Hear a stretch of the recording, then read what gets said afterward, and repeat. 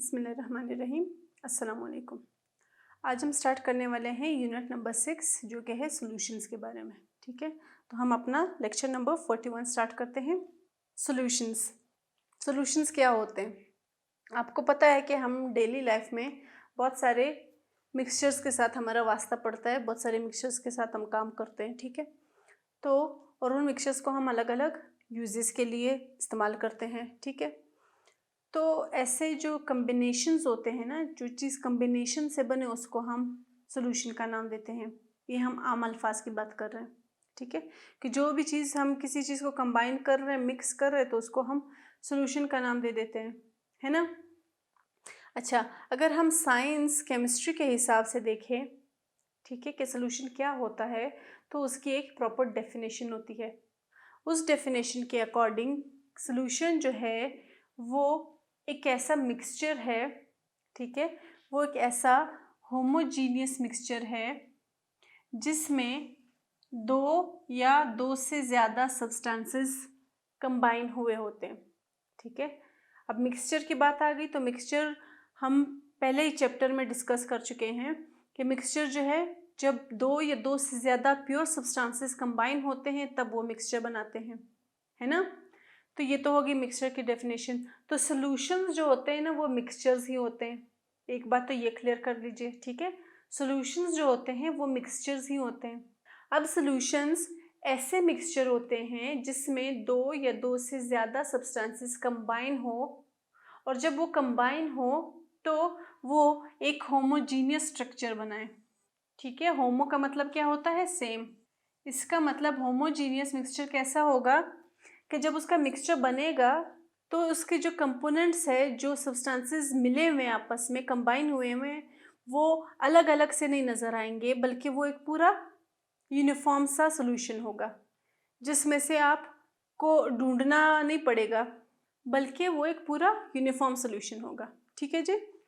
तो सॉल्यूशन एक ऐसा होमोजीनियस मिक्सचर है तो मिक्सचर ही, लेकिन होमोजीनियस मिक्सचर है जिसमें दो या दो से ज़्यादा सब्सटेंसेस कंबाइन हुए होते हैं। ठीक है, होमोजीनियस मतलब जिसमें जो कंपोनेंट्स है उसके, वो कंपोनेंट्स अलग अलग से नहीं नज़र आ रहे होते, बल्कि वो एज अ होल एक ही मिक्सचर नज़र आ रहा होता है। ठीक है, तो ये हो गया हमारे पास सॉल्यूशन की डेफिनेशन। अब ज़रा देख लेते हैं कि सॉल्यूशन दिखते कैसे हैं। अगर हम दो बिल्कुल बेसिक एग्जांपल्स ले लें डेली रूटीन की, तो एक एग्जांपल हमारे पास है शुगर और वाटर की, एक एग्जांपल हमारे पास है शुगर, वाटर और लेमन की। हमने डेफिनेशन में क्या कहा था कि दो सब्सटेंसेस या दो से ज़्यादा सब्सटेंसेस जब कंबाइन होंगे तब वो बनाएंगे एक सोल्यूशन जो कि होगा होमोजीनियस, है ना, यही कहा था हमने। तो अब आप देखो, आप एक ग्लास लोगे, उसमें पानी लोगे, ठीक है, उसमें आप 1 टेबल स्पून या 1 टीस्पून शुगर ऐड कर दो। फिर जब आप उसको मिक्स करोगे तो आपको शुगर के क्रिस्टल्स कहीं नज़र नहीं आएंगे। ऐसा ही होता है ना, जब आप शरबत बनाते हो, जब आप शीरा बनाते हो, ठीक है, शुगर सिरप बनाते हो, तो क्या होता है कि वैसे तो हमारे पास एक लिक्विड था, पानी, और क्रिस्टल्स हमने किसके लिए थे? शुगर के लिए थे। क्रिस्टलाइन फॉर्म में होता है ना, सॉलिड। लेकिन जब हमने शुगर को ऐड किया वाटर में और हमने उसको स्पून से मिक्स किया, तो उसका जो ग्लास था उसमें हमें शुगर अलग से नज़र नहीं आया, बल्कि पूरा का पूरा जो सोल्यूशन है वो लिक्विड फॉर्म में नज़र आया, है ना। तो उस शुगर का अलग से नज़र ना आना क्रिस्टल्स की फॉर्म में, और उस पूरा का पूरा सोल्यूशन का एक ही नज़र आना जो कि लिक्विड मीडियम है, इसको हम बोलते हैं कि ये होमोजीनियस मिक्सचर है। ठीक है, जिसमें आप जो जो चीज़ें कंबाइन कर रहे हो वो अलग अलग से ना पड़ी हुई हो, बल्कि वो एक दूसरे के साथ अच्छे से ऐसे मिक्स हो जाए कि आपको नज़र भी ना आए। ठीक है, कि वो एक ही मिक्सचर नज़र आए। अच्छा, तो ये तो हो गए दो सब्सटेंसेस। ठीक है, वाटर भी एक सब्सटेंस है, शुगर भी एक सब्सटेंस है। तो हमने क्या कहा था? मिक्सिंग ऑफ टू सब्सटेंसेस और mixing of more than to substances. More than to substances में हम क्या ले रहे हैं? पानी ले रहे हैं, हम उसके साथ शुगर ले रहे हैं, और हम उसके साथ एक लेमन ले रहे हैं। कितने सब्सटेंसेस है? अब 3 सब्सटेंसेस। मोर देन टू वाला जो क्राइटेरिया था वो भी फुल हो रहा है ना यहाँ पे। अब यहाँ पे भी जब सोल्यूशन बनेगा तो क्या होगा, पानी ट्रांसपेरेंट है, ठीक है, शुगर हमने ऐड कर दिया फिर भी सोल्यूशन ट्रांसपेरेंट था, ठीक है, फिर हमने लेमन ऐड कर दिया तो इसका क्या हुआ, लेमन भी उसमें ऐड हो गया, ठीक है। यूजुअली लेमन का कलर नहीं होता, यहाँ पे कलर शो किया गया है लेकिन लेमन का कलर नहीं होता, ठीक है। आपको पता है जब आप लेमन जूस भी उसमें ऐड करते हो तो भी वो ट्रांसपेरेंट ही रहता है, लेकिन उसमें प्रॉपर्टीज कितनी चीज़ों की आ गई है, 3 चीज़ों की। वाटर अपनी प्रॉपर्टीज के साथ मौजूद है, लेमन अपनी प्रॉपर्टीज के साथ मौजूद है, अपने टेस्ट के साथ मौजूद है, शुगर अपनी प्रॉपर्टीज अपने टेस्ट के साथ मौजूद है ना। तो मिक्सचर तो बना लेकिन सबकी अपनी अपनी पर्टिकुलर प्रॉपर्टीज उस मिक्सचर में मौजूद है, लेकिन इन प्रॉपर्टीज के होते हुए भी हर चीज़ अलग अलग से नहीं नज़र आ रही, बल्कि वो सब आपस में अच्छी तरह से मिल गई है। तो ये हमारे पास क्या हो गया, ये हो गई हमारे पास सॉल्यूशन की एग्जाम्पल, ठीक है जी, क्लियर हो गया सॉल्यूशन। अच्छा, अब ये जो सॉल्यूशन हम बार बार कह रहे हैं कि 2 या 2 से ज़्यादा चीज़ों के मिलने से होता है, तो कैसे मिलते हैं, ठीक है, कुछ होता होगा, कुछ मिलते होंगे, तो कंपोनेंट्स के थ्रू मिलते हैं, यानी 2 हिस्से होते हैं सॉल्यूशन के, ठीक है। एक हिस्से को हम नाम देते हैं सॉल्वेंट का, दूसरे हिस्से को हम नाम देते हैं सॉल्यूट का। तो ये जो सॉल्वेंट और सॉल्यूट आपस में कंबाइन होते हैं तब हमारे पास एक सॉल्यूशन बनता है, ठीक है। यानी यहाँ पे जो हमने बात की कि एक शुगर है और एक वाटर है, तो ठीक है कंबाइन हो रहे, सॉल्यूशन बना रहे, लेकिन इनमें से एक का नाम जो है वो सॉल्वेंट है, एक का नाम जो है सॉल्यूट है। यहाँ पे एक का नाम सॉल्वेंट है और 2 का नाम सॉल्यूट है। ज़रूरी नहीं कि सॉल्यूट एक ही हो, ठीक है, सॉल्यूट एक से ज़्यादा भी हो सकते हैं। क्लियर हो गई बात। तो 2 चीज़ें हमारे पास, 2 फिनोमिना यूज होता है, सॉल्वेंट और सॉल्यूट, और सॉल्वेंट और सॉल्यूट के मिलने से हमारे पास सॉल्यूशन बनता है। क्लियर हो गई बात। अच्छा, अब हम देखते हैं कि जो सॉल्यूट वाला हम लोगों ने पार्ट बोला था वो कौन सा है। अभी तक मैंने पिछली एग्जाम्पल में भी आइडेंटिफाई नहीं किया कि सॉल्यूट कौन सा है। क्यों? क्योंकि हम लोग पहले देख लेते हैं कि डेफिनेशन क्या कहती है उसकी। तो सॉल्यूट जो है वो पार्ट है जो कि कम क्वांटिटी में होगा, ठीक है। सॉल्यूट वो पार्ट है जो कि किसी भी सॉल्यूशन में कम क्वांटिटी में होगा, लेसर क्वांटिटी में, वो कहलाएगा हमारे पास सॉल्यूट, ठीक है। कम क्वांटिटी सॉल्यूट, सही। जैसे एग्जांपल में इन्होंने क्या मेंशन किया हुआ है कि शुगर सिरप जो वाटर में बनता है, जो कि एक सॉल्यूशन है शुगर सिरप, उसमें शुगर जो है वो क्या होगा, वो सॉल्यूट होगा, ठीक है। हम वापस ज़रा पीछे जाते हैं अपनी एग्जाम्पल्स पे, यहाँ आ जाएं, ठीक है। अब यहाँ पे आप देखो हमने डेफिनेशन में क्या कहा कि सॉल्यूशन में वो पार्ट जो कि कम क्वांटिटी में होगा वो कहलाएगा सॉल्यूट, है ना। तो अब हम देख लेते हैं इन दोनों एग्जाम्पल्स को। यहाँ पे हमारे पास पानी है और शुगर है, तो पानी की मिकदार ज़्यादा है या शुगर की? शुगर की मिकदार कम है ना। तो इसका मतलब यहाँ पे जो शुगर है वो क्या है, सॉल्यूट है ना। शुगर क्या है हमारे पास, सॉल्यूट है, ठीक। यहाँ पे हम दूसरे एग्जाम्पल के पास आ जाते हैं। यहाँ पे 2 चीज़ें नहीं है बल्कि 3 प्योर सब्सटेंसेस कंबाइन हो रहे हैं। एक हमारे पास शुगर है, लेमन है और वाटर है। अब लेमन की क्वांटिटी देखो और इन दोनों की क्वांटिटी देखो, तो इन दोनों की क्वांटिटी कम है लेमन वाटर से। तो इसका मतलब यहाँ पे जो शुगर है वो भी सॉल्यूट है और जो लेमन है वो भी सॉल्यूट है। तो यहाँ पे हमारे पास कितने सॉल्यूट आ गए, 2 सॉल्यूट आ गए। यहाँ पे कितने सॉल्यूट आ गए, 1 सॉल्यूट आ गया।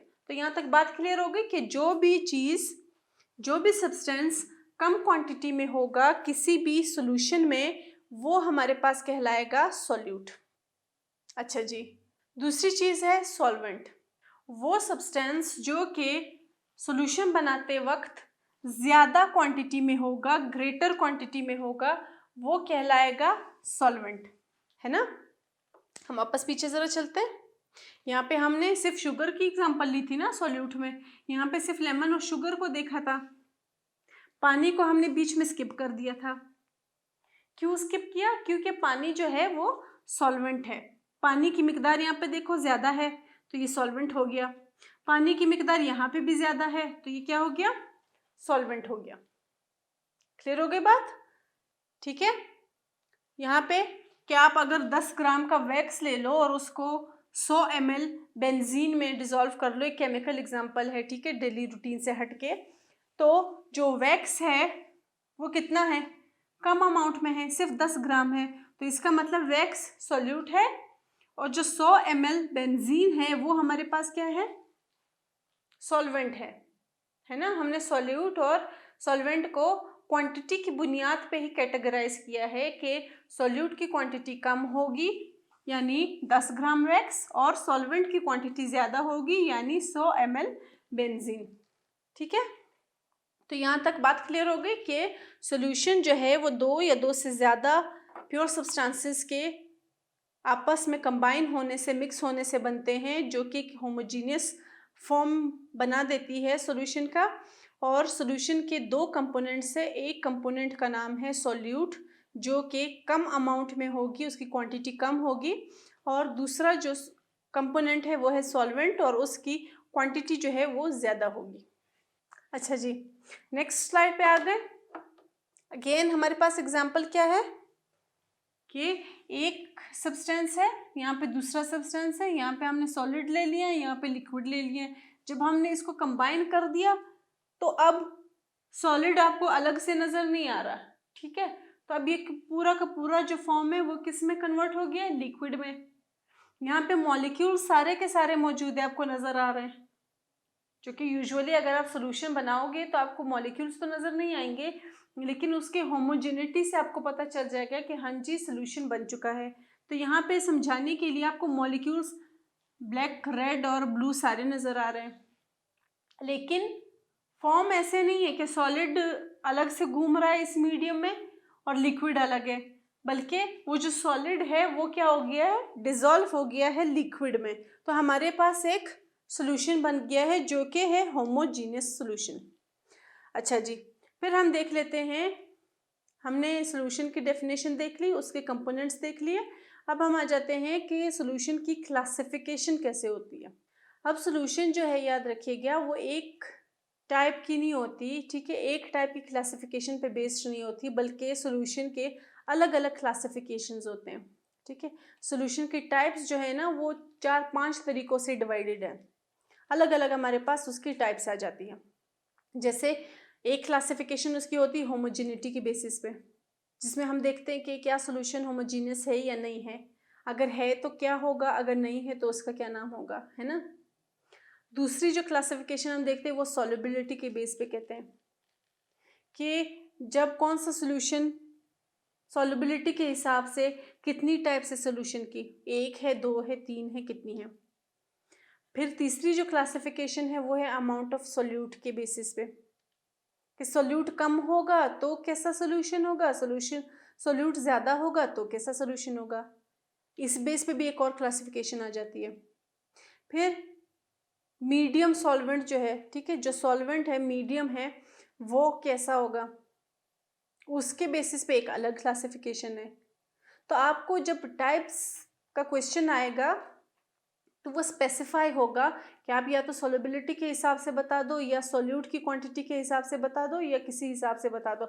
अगर एज ए जनरल पूछा जाए तो आपको सॉल्यूशन की सिर्फ 2 टाइप्स नहीं मिलेंगी, बल्कि आपको सॉल्यूशन के 4 दफ़ा अलग अलग टाइप्स मिलेंगी, जिसमें से 2 टाइप्स, 3 टाइप्स, 2 टाइप्स, 2 टाइप्स होंगी, ठीक है, लेकिन वो अलग अलग बेसिस पे होंगी। तो यहाँ पे हम पहले जो देख रहे हैं वो हम देख रहे हैं एक्वस सॉल्यूशन और नॉन एक्वस सॉल्यूशन, ठीक है। ये अब हम किस बुनियाद पे देख रहे हैं, ये हम देख रहे हैं बेसिस ऑफ सॉल्वेंट मीडियम के बुनियाद पे, ठीक है। तो हम आ जाते हैं एक्वस सॉल्यूशन पे। अच्छा जी, अब एक्वस सॉल्यूशन का ऐसा है कि हम जो डेली रूटीन में सॉल्यूशन बनाते हैं और उन सॉल्यूशंस को यूज़ करते हैं, तो ज़्यादातर सॉल्यूशंस आपने नोट किए होंगे स्पेशली जो आप खाने पीने में यूज़ करते हो, जो सोल्यूशन फॉर्म में होते हैं, ठीक है, आपके जूसेस हो गए, आपका शुगर सिरप हो गया, आपका सॉल्ट सोल्यूशन हो गया, ठीक है, इन सब में क्या होता है, इन सब में जो सॉल्वेंट होता है ना, वो हमारे पास होता है वाटर। हम किसके बुनियाद पे क्लासिफिकेशन देख रहे हैं, सॉल्वेंट मीडियम के बुनियाद पे, यानी कि सॉल्वेंट का क्या टाइप होगा उस पे, ठीक है। तो ये जो हम डेली रूटीन में जो सॉल्यूशंस यूज़ करते हैं, उन सॉल्यूशंस में मोस्टली हमारा जो मीडियम होता है सॉल्वेंट, वो होता है वाटर।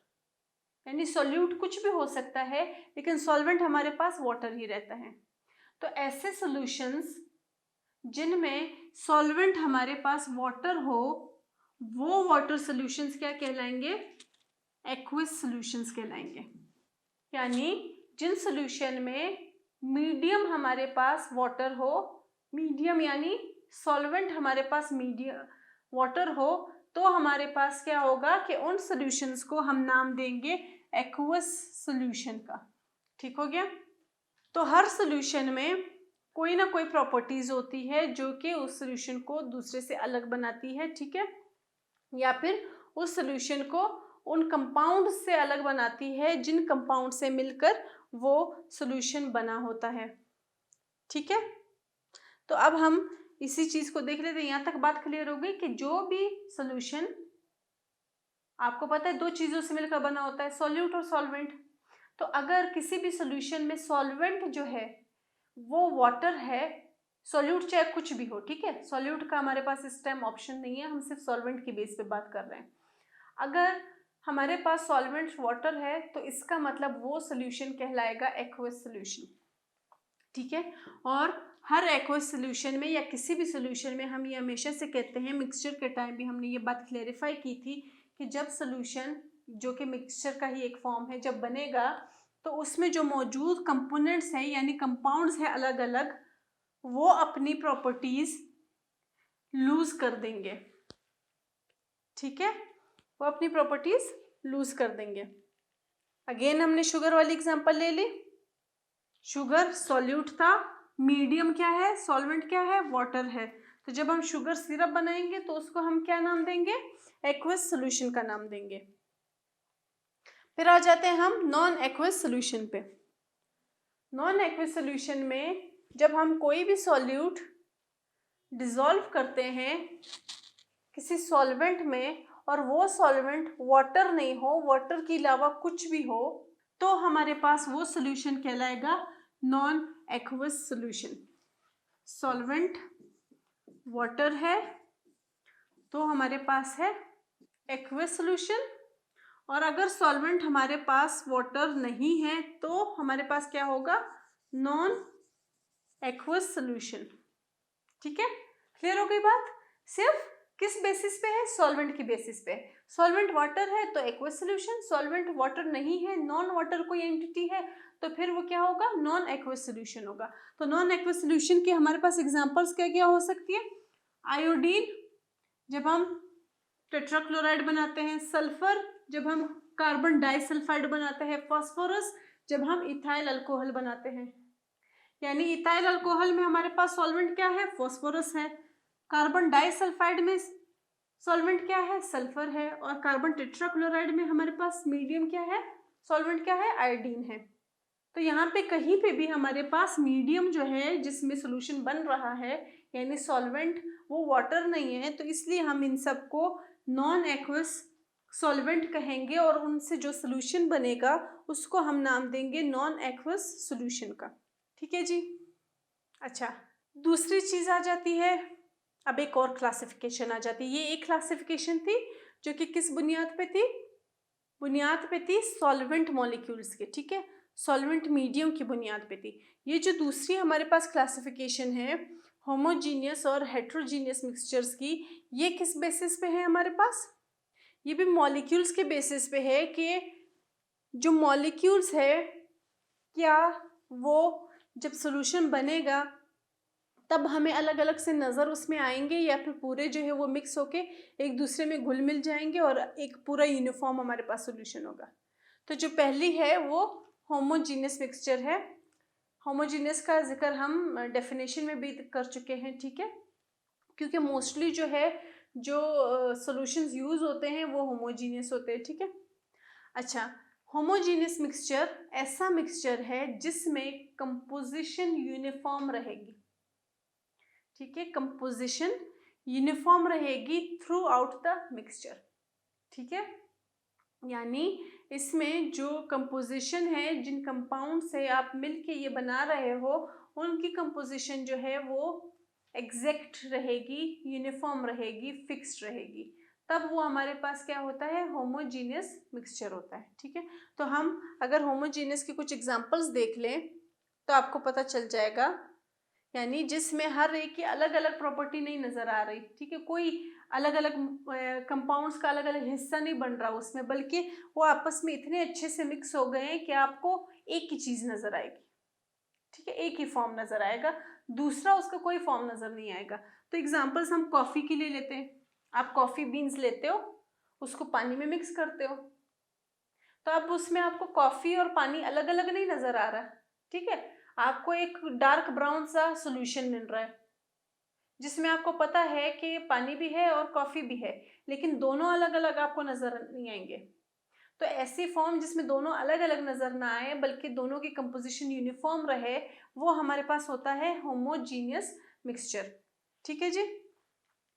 वाइन की एग्जाम्पल है, एयर की एग्जाम्पल है, ब्रास इंस्ट्रूमेंट्स की एग्जाम्पल है, ठीक है, स्टील की एग्जाम्पल है, नेचुरल गैस की एग्जाम्पल है। अब नेचुरल गैस में भी आपको पता है कि कोई एक गैस थोड़ी होती है ना, उसमें मीथेन होता है, इथेन होता है, परसेंटेज जो है वो वेरी करते हैं, लेकिन जब आप नेचुरल गैस यूज़ करते हो तो नेचुरल गैस में कोई अलग अलग से गैसेस थोड़ी आ रहे होते, पहले तो सारे के सारे गैसेस ही इनविजिबल होते जो नेचुरल गैस में होते हैं, तो आपको अलग अलग से किसी गैस का नाम गुजरता हुआ नहीं नज़र आ रहा कि अच्छा ये मॉलिक्यूल मीथेन का है, ये मॉलिक्यूल जो है ये इथेन का है और ये किसी और का है, तो वो पूरे मिक्स हुए हैं। इसी तरह विनेगर हो गया, ब्लड हो गया, ब्लड में भी आपको पता है कितने सेल्स होते हैं, वाइट ब्लड सेल्स भी होते हैं, रेड ब्लड सेल्स भी होते हैं, लेकिन जब आपका खून बहता है, आपको कट लगता है, तो उसमें आपको वाइट ब्लड सेल्स अलग से थोड़ी नज़र आते हैं, प्लेटलेट्स अलग से थोड़ी नज़र आते हैं, आपको सिर्फ रेड कलर का एक सोल्यूशन नज़र आता है जो कि होता है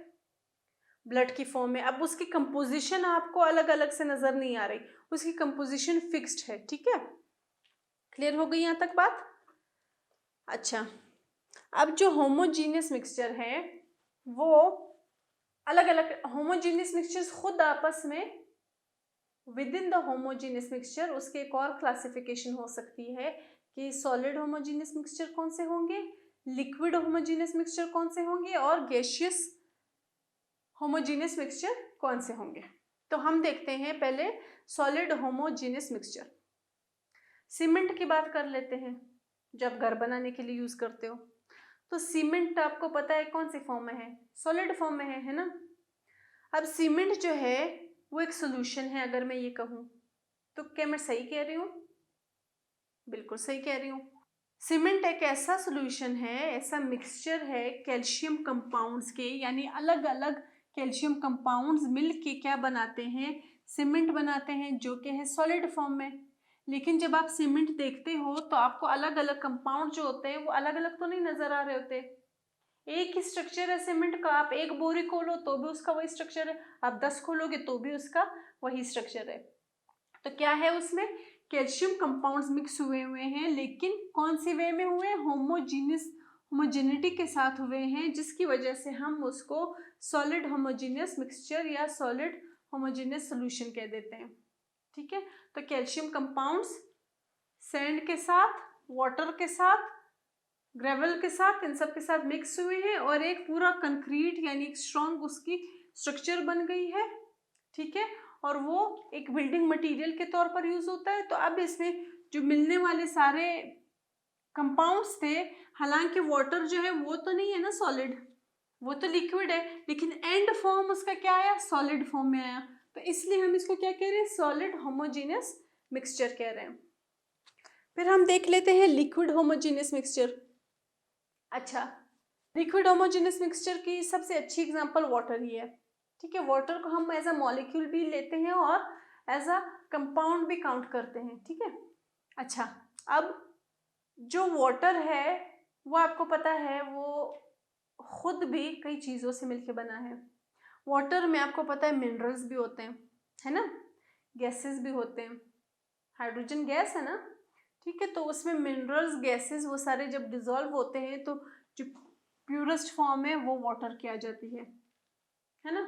तो अब यहाँ पे क्या हो रहा है कि कंपाउंड्स, ठीक है, अलग अलग कंपाउंड्स कंबाइन होके एक सोल्यूशन बना रहे हैं और वो सोल्यूशन कौन सी फॉर्म में है, लिक्विड फॉर्म में है। तो इसलिए हम इसको एज एन एग्जांपल लेते हैं लिक्विड होमोजीनियस मिक्सचर के। अब पानी में आपको कभी भी गैस का मॉलिक्यूल अलग नजर नहीं आएगा, आपको कभी भी मिनरल नजर नहीं आएगा, हालांकि उसमें उसकी प्रेजेंस है लेकिन आपको शो नहीं होगा, ठीक है, क्योंकि वो इतना होमोजेनिटी से मिक्स हुआ है कि वो नजर नहीं आएगा। तो ये हमारे पास क्या एग्जांपल हो गई, लिक्विड होमोजेनियस की। दूसरी एग्जांपल हम अगेन ब्लड की ले लेते हैं। ब्लड में भी आपको पता है कि अलग अलग चीजें मौजूद है, उसमें जो प्लाज्मा होता है, ठीक है, जो कि होमोजेनियस मिक्सचर की एक एग्जांपल है। अब उसमें क्या होता है, जो कलरलेस फ्लूइड होता है वो सेल्स को आपस में जोड़े रखता है, ठीक है। तो अब वो जो कलरलेस फ्लूइड होता है वो ह्यूमन ब्लड का आधे से भी ज़्यादा मास ऑब्टेन करता है, ठीक है, उसका वॉल्यूम ऑब्टेन करता है। लेकिन आपको ना तो कलरलेस लिक्विड अलग से नजर आएगा, ना आपको सेल्स नजर अलग से आएंगे, ठीक है, ब्लड सेल्स नजर आएंगे अलग से। आपको एज अ होल जब नजर आएगा तो एक लिक्विड फॉर्म में आपको रेड कलर का सॉल्यूशन नजर आएगा, जो कि एक एग्जांपल है लिक्विड होमोजेनस मिक्सचर की, जिसका मतलब ये है कि उसमें जितने भी कंपाउंड्स मौजूद हो लेकिन वो आपको अलग अलग से नजर नहीं आएंगे, बल्कि वो अपनी प्रेजेंस यूं ही शो करेंगे, ठीक है। अच्छा, फिर हम आ जाते हैं गैशियस होमोजेनस मिक्सचर पे। गैशियस होमोजेनस मिक्सचर जो है उसके लिए आप एग्जांपल ले सकते हो एयर का। एयर जो हमारे आसपास मौजूद है, आपको पता है कि उसमें कितने सारे गैसेस मौजूद है, नाइट्रोजन है, ऑक्सीजन है, कार्बन है, ठीक है, हीलियम है, सल्फर है, हाइड्रोजन है, तो ये सारे आर्गॉन है, ठीक है, कार्बन डाइऑक्साइड है, ये सारे क्या है, सब के सब गैशियस फॉर्म में है और सब के सब एक मिक्सचर बना रहे हैं। किसका मिक्सचर, एयर का मिक्सचर। तो जो मिक्सचर बन रहा है वो कौन सी फॉर्म में है, गैशियस फॉर्म में है। तो इसलिए हम एयर को as an example of gaseous homogeneous mixture लेते हैं। एयर तो आपको नजर भी नहीं आती, उसमें तो आपको कोई भी गैस नजर नहीं आ रही। लिक्विड में तो चलो हमें कुछ नजर आ रहा है, लेकिन उसमें फिर भी हम कंपोनेंट्स फाइंड आउट नहीं कर सकते कि कौन कौन से कंपोनेंट्स कंबाइन है, ठीक है, वो अलग अलग प्रॉपर्टीज शो नहीं करेंगे। एयर तो आपको कुछ भी नहीं नजर नहीं आ रही, क्यों, क्योंकि वो सारे गैसेस जो है वो कंबाइन होके एयर का मिक्सचर बना रहे हैं। दूसरी एग्जांपल अगेन नेचुरल गैस का है, ठीक है, उसमें भी क्या है, अलग अलग टाइप्स के एग्जांपल है, लेकिन नेचुरल गैस जो है वो होमोजीनियस का एग्जांपल नहीं है, बल्कि वो है हेट्रोजीनियस की एग्जांपल। तो हेट्रोजीनियस की एग्जांपल के साथ ही हम हेट्रोजीनियस मिक्सचर के बारे में भी बात कर लेते हैं। हेट्रोजीनियस मिक्सचर होता क्या है। अब होमोजीनियस में तो हमने कह दिया कि उसकी जो कंपोजिशन है वो यूनिफॉर्म रहेगी। हेट्रोजीनियस में ये है कि जो उसकी कंपोजिशन है वो नॉन यूनिफॉर्म होगी, वो यूनिफॉर्म नहीं रहेगी। जब आप दो चीज़ें हेट्रोजीनियस मिक्सचर में मिक्स करोगे तो आपको हर एक अलग अलग से नज़र आएगा, आल्दो वे मिक्सचर ही है लेकिन वो नज़र आएंगे, ठीक है, उनको आप आइडेंटिफाई कर सकते हो कि आपने क्या क्या चीज़ें मिक्स की है। जबकि होमोजीनियस सोल्यूशन में आप सिर्फ देख के आइडेंटिफाई नहीं कर सकते कि इसमें क्या क्या मिक्सचर हुए हैं। हाँ, वो अलग बात है कि आप सेपरेशन मेथड्स के थ्रू फिर आइडेंटिफाई कर सकते हो, लेकिन हेट्रोजीनियस में ये है क्योंकि उनकी कंपोजिशन नॉन यूनिफॉर्म होती है तो इस वजह से हम उनको इजीली बता सकते हैं कि इसमें कौन कौन से कंपाउंड्स मौजूद हैं, ठीक है। एग्जाम्पल देख लेते हैं हम, किसकी एग्जाम्पल है ये, हेट्रोजीनियस मिक्सचर की एग्जाम्पल है, ठीक है जी। अच्छा, अब chocolate chip cookies. Chocolate chip cookies बनने में कितने ज़्यादा स्टेप्स चाहिए होते हैं, कितनी ज़्यादा इसमें चीज़ें चाहिए होती है। अब अगर आपको ज़रा भी बेकिंग वगैरह में इंटरेस्ट हो तो आपको पता होगा इस एक कुकी में मैदा भी यूज़ हुआ है, दूध भी यूज़ हुआ है, मक्खन भी यूज़ हुआ है, शुगर भी यूज़ हुआ है, सॉल्ट भी यूज़ हुआ है, बेकिंग पाउडर भी यूज़ हुआ है, ठीक है, चॉकलेट चिप्स भी यूज़ हुए हैं। यानी इस एक कुकी को बनाने के लिए कितनी ज़्यादा चीज़ें यूज़ हुई, ठीक है, वो सब मिक्स हो गई, हमारा मिक्सचर बन गया जो कि है एक कुकी की फॉर्म में, एक बिस्किट की फॉर्म में। लेकिन इस बिस्किट को फिर भी जब आप देखते हो तो आपको जो मैदे वाला पार्ट है वो अलग नज़र आता है और ये जो चॉकलेट चिप है ये आपको अलग नज़र आएगा। है तो ये मिक्सचर, है ना, मिक्स तो हो गए अब ये, लेकिन फिर भी ये अपनी आइडेंटिटी छुपाता नहीं है बल्कि शो करता है। इसी तरह पिज़्ज़ा, उसमें आपका चिकन जो है अलग नज़र आ रहा है, उसमें आपका चीज़ अलग नज़र आ रहा है, ठीक है, उसमें आपका मीट अलग नज़र आ रहा है, वेजिटेबल्स अलग नज़र आ रहे हैं, मशरूम्स अलग नज़र आ रहे हैं, है फिर भी ये मिक्सचर, लेकिन कंपोजिशन क्या है, कंपोजिशन यूनिफॉर्म नहीं है। ऐसा नहीं है कि अगर आप पिज़्ज़ा की ही एग्जांपल ले लो कि इस एक स्लाइस के पिज़्ज़े में 4 गोश्त के टुकड़े हैं तो दूसरे में भी 4 होने चाहिए। यूनिफॉर्मिटी का यही मतलब है ना, ठीक है, कि वो इक्वल डिस्ट्रीब्यूशन हो उसकी, ठीक है। अब यहाँ पे 4 हो सकता है अगले पीस में 5 आ जाए आपके हिस्से में। तो क्या है, कंपोजिशन जो है वो यूनिफॉर्म नहीं है। जबकि आप एक पानी का शुगर सिरप वाली जो एग्जांपल लेते हो होमोजीनियस के केस में, तो यहाँ तक इस सारा सोल्यूशन बना हुआ है तो शुगर और वाटर के मॉलिक्यूल जो है वो इवनली डिस्ट्रीब्यूट होते हैं, वो यूनिफॉर्मली डिस्ट्रीब्यूटेड होते हैं, ठीक है जी। इसी तरह आप कोल्ड ड्रिंक लेते हो, उसमें आप आइस जो डालते हो तो वो आइस उसमें एकदम से मिक्स तो नहीं हो जाता, वो तो आहिस्ता आहिस्ता करके उसमें डिसॉल्व होता है, लेकिन जब तक वो इस क्यूब्स की फॉर्म में है, इसका मतलब है तो फिर भी ये मिक्सचर ना, क्योंकि आपने ड्रिंक ली है और उसमें आइस मिक्स किया है तो हो गया तो ये मिक्सचर। लेकिन ये मिक्सचर क्या कहलाएगा, हेट्रोजीनियस मिक्सचर कहलाएगा। इसी तरह सैलड की एग्जांपल ले लो, आप सैंडविच की एग्जांपल ले लो, यहाँ पे ये सारी एग्जांपल्स है तो मिक्सचर की है, लेकिन मिक्सचर के कौन से फॉर्म की है, हेट्रोजीनियस मिक्सचर की, ठीक है, जिसमें कंपोजिशन यूनिफॉर्म नहीं है, इवनली डिस्ट्रीब्यूटेड चीज़ें नहीं है हमारे पास। क्लियर हो गया। तो डिफरेंस होमोजीनियस और हेट्रोजीनियस में यही है कि यूनिफॉर्म जो कंपोजिशन की यूनिफॉर्मिटी है वो डिफरेंस है मेन। आप यहाँ पे भी देखो एक सोल्यूशन बना है वाटर प्लस साल्ट का, सही, सॉल्ट डाली हमने, मिक्स कर दिया, पूरा का पूरा फॉर्म उसका बस पानी ही शक्ल में आ गया। अब टेस्ट करोगे तो जाहिर है साल्ट का टेस्ट आएगा, लेकिन यहाँ पे आप शक्ल क्या है उसकी, पानी जैसी है। आपने रेत लिया, रेत लेके आपने उसको पानी में मिक्स कर दिया, अब मिक्स तो रेत भी हो गई है, यहाँ पे नीचे आ गई है, बन गई है मिक्सचर, आप इसको थोड़ा सा शेक करोगी ये और मिक्स हो जाएगी, फिर वापस बैठ जाएगी अपने मास की वजह से, वो एक अलग चीज़ है। लेकिन यहाँ पे आपको जो वाटर की लेयर है वो अलग नज़र आ रही है और जो सैंड की लेयर है वो अलग नज़र आ रही है। तो इसका मतलब इसकी जो कंपोजिशन है वो यूनिफॉर्मली डिस्ट्रीब्यूटेड नहीं है। ये जो सैंड के मॉलिक्यूल्स है ये पानी में इवनली डिस्ट्रीब्यूट नहीं हुए बल्कि एक जगह पे जाके जमा हो गए हैं। क्लियर हो गई बात। अच्छा जी, फिर हम देखते हैं कुछ और एग्जांपल्स। किसकी है ये एग्जांपल्स, ये हेट्रोजीनियस मिक्सचर की है। अच्छा, आप जो बच्चों को सीरियल खिलाते हो उसमें क्या होता है, दूध होता है, ठीक है, लेकिन फिर भी आपको उसके दाने नज़र आ रहे होते हैं।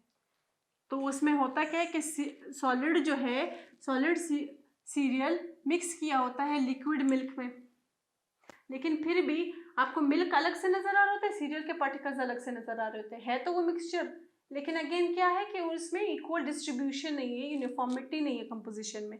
इसी तरह जब ऑयल को आप वाटर में डालते हो तो ऑयल की आपको अलग से लेयर बनती नज़र आ जाती है, बेशक आप उसको जितना भी मिक्स करो फिर से ऑयल ऊपर आ जाएगा, है तो वो भी सोल्यूशन, लेकिन कौन सा सोल्यूशन है, हेट्रोजीनियस है, पूरा मिक्स नहीं हुआ, यूनिफॉर्म चीज़ नहीं मिली हमें, बल्कि दोनों की लेयर्स अलग अलग नज़र आ रही है।